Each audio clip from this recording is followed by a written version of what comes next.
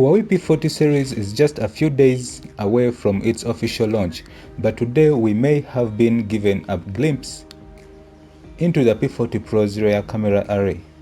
While it's been reported that the Pro could have up to 7 cameras, a new leak by /leaks contributor Rodent950 revealed. For starters, Huawei is employing Sony to craft the camera sensors. The primary camera will use a 52 megapixel RYYB sensor, while the ultra-wide camera will use a 40 megapixel RGGB sensor.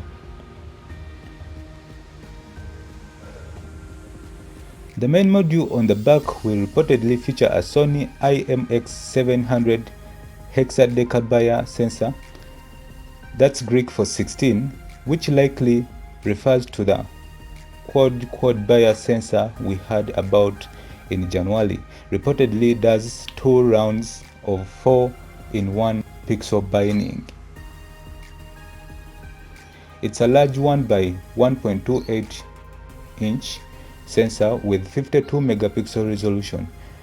That results in 13 megapixel shots after 1 round of binding and just 3.25 megapixel after 2 rounds, likely reserved for night mode. Despite the bare name, the sensor is actually set to have RYYB color filter instead of the usual RGGB. The ultra-wide side camera will also feature a fairly large sensor, this one 1 by 1.5 Sony IMX650 with 40 megapixel resolution and an RGGB filter. Most interesting of all is the combination of 2 zoom cameras, a periscope with 10x optical zoom and a regular telephoto camera with 3x magnification. A time of flight sensor, color temperature sensor and LED flash joins a microphone at the rear too.